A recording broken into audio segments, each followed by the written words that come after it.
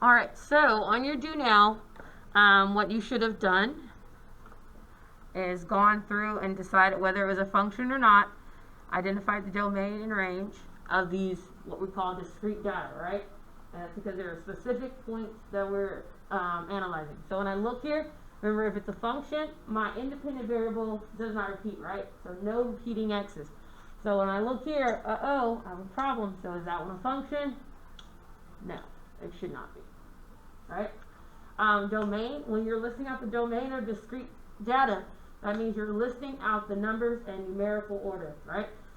So you write it in set notation with the brace, and I'm going to list out the numbers in increasing order, -2, -1, 1. Okay? And remember, values do not repeat. Okay? Range, same thing. I look at my range, and I'm going to put my braces. My smallest y value is -2. Then the next is 0, 2, and 3. That's the range of my discrete data. How do we do? Ringing bells, hopefully. Number 1 is number 2. Is this a function? Why, yes, it is. There's an E in there. Yes, it is. How do I know? Because none of my x values repeat. My domain is pretty straightforward. 1, 2, 3, 4, and 5. My range is also pretty straightforward. And that gives me 1, 2, 5, 10, and 60. Okay? I'm not going to do the other ones, but hopefully you see kind of where it's going. And yeah, so identifying discrete data as a function, not a function, and identifying the domain and range of the discrete data. Feeling pretty good about it? Cool. So, our notes today, inverse of discrete relations. You should have picked that up, or downloaded it, or writing in your notebook directly. Alright, inverse. So, the range of the relation is the domain of the relation. The domain of relation is the range. Inverse literally means that your domain and range are switching locations. So if you look here at our diagram, here is relation R, and I have these values to relations R, right? And in the inverse of relation R, notice how what used to be my range is now my domain, and what used to be my domain is now my range. That is what inverse is doing, okay, to discrete data. Pretty straightforward, right? So the key concept here is that the inverse of the function is denoted by f to the -1. Okay, that's your inverse. That's how you know that it's the inverse of the function, the inverse of f, or f inverse. Okay, the notation is used for functions, but the relation inverse may not even be a function. Okay, just because I have an inverse doesn't mean I am a function. Make sense? Sometimes we do lazily write y to the -1, and that is okay. Okay? The main takeaway here is that the inverse may not be a function. It's just a relation. Cool? Let's dive into some examples. So we have here, what is the inverse of this relation? So here's relation S. So the inverse of S would be what?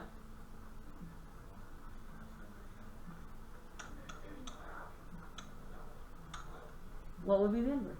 Not just one. There we go. -1, 0, 2, 3. And then my y values would be 0, 2, 3, 4. So now I have my inverse. I can analyze the inverse. Is the inverse a function? It is, right? And how do I know it's a function? None of my x values repeat, right? So is it a function? Why, yes it is. Ta-da! Discrete inverse. How you feel? Doable? Okay, good. Alright, inverse of ordered pairs. Same thing here, even though it's not written all frilly-frilly. What is the inverse? So the inverse of this is called S still. So S inverse equals, and I'm literally switching x and y, right? So when I'm doing the inverse, if s equals xy, essentially s inverse is going to equal yx, right? So my inverse is now 0, 1, 4, 2, 6, 4, 6, 7, and 9.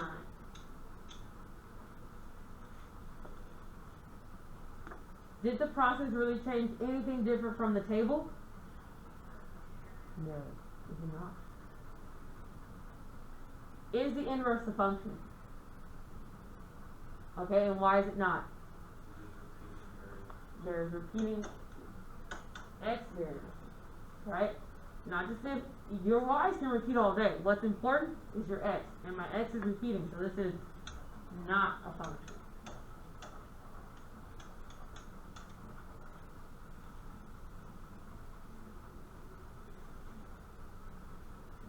You feel like you can duplicate this? Alright? Graphically. So if I have a graph, finding the inverse can be done one or two ways on a graph. It can be done by reflecting the point, or it can be done by identifying the ordered pairs and then going from there. So we're going to talk about just finding the ordered pairs. So this is function f. I didn't put my little braces. Let's try that again. So this is f. So looking at f, I can write out the ordered pairs. I currently have -2, 3. I have 0, 1. I have 2, -1. And I have 3, -2.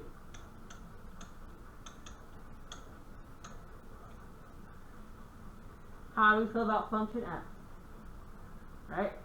So, if I was to do the inverse by identifying the ordered pairs, then the inverse of function f would equal what? Oh, Ms. Jones, it equals 3, -2. Awesome. It equals 1, 0. Perfect. -1, 2. You're so smart. -2, 3. Good job. Right? That would be the inverse.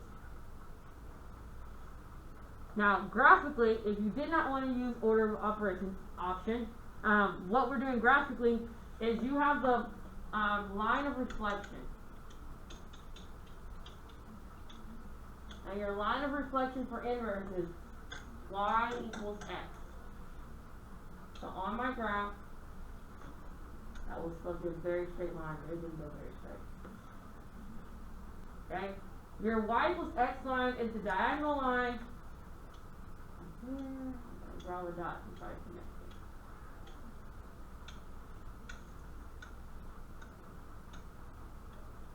it. Okay? This is your y equals x line. And you're reflecting the points over your y equals x line. Because that's where inverses are reflected. So inverses are reflected over y equals x. So if you look here, if I was to graph,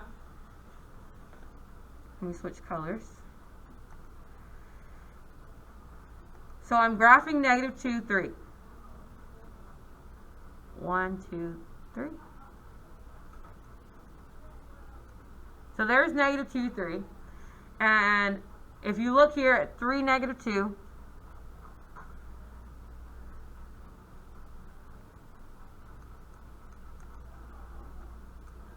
if you look here at 3, -2, notice how they are symmetrical with the y equals x line. And if you count, you can see that I went 1, 2, 3, 4, 5. 1, 2, 3, 4, 5. So this point is also going to be 5 horizontally and 5 vertically away from there. 1, 2, 3, 4. 1, 2. Did I go to 3, -2? 1, 2, 3. No, I did not go to 3, -2. I went to 4, -2. I was like, that. There we go. 1, 2, 3. let's try that again. 1, 2, 3, 4, 5. 1, 2, 3, 4, 5. So they are symmetrical along the line of y equals x. So if I was to continue this with all the other points, without having done the ordered pairs, if I had 0, 1, so here's 0, 1, and 0, 1 is just 1, 1 away from there, right? So if I come over here, and I go 1 away, that's where it will be reflected. So this was my original, this is it reflected. And then I'll continue. I wish I could like easily switch colors on you. Let me do 2, -1 and so I was at 2, -1, and 3, -2. And reflect over there. So finding it is again just counting how vertically and horizontally how far are you away from the line of reflection, and then you repeat that on the other side.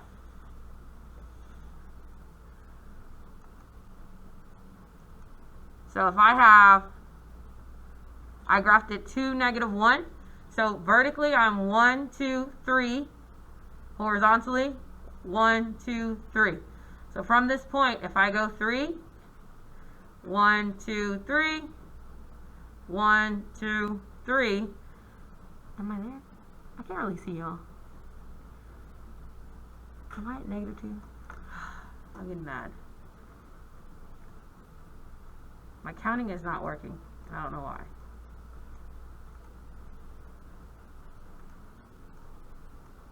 Yeah. So essentially, when you make it, it's going to end up making a box. So it should end up making a rectangle. Not a rectangle, what's that thing called? With equal sides, y'all. Square. That's the thing. So at all the points, that's how you double check yourself that you have the right. It should end up making a square. So all of my sides from here to here should be 5.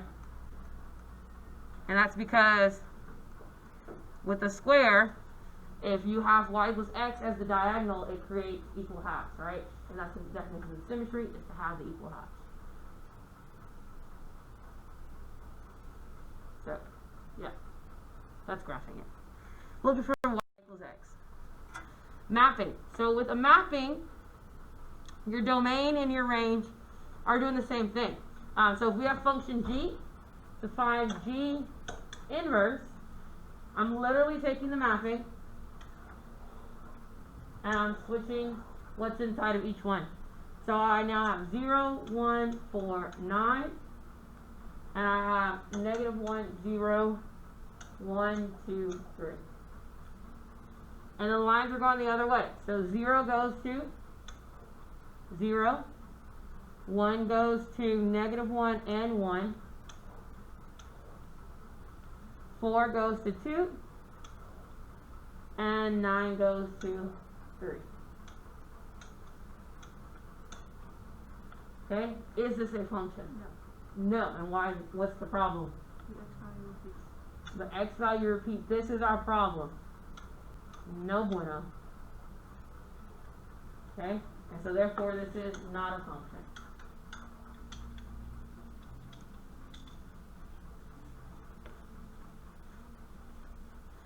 So that's how you would identify it from a mapping. Alright, so this is your practice.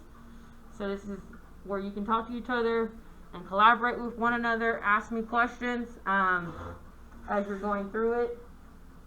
Hopefully you can do all representations. So you have table, you have ordered pair, you have mapping, and you have graphically finding the inverse of discrete. So you're going to find the inverse and state whether it's a function or not. If it's I'm going to ask you if it's an inverse or not.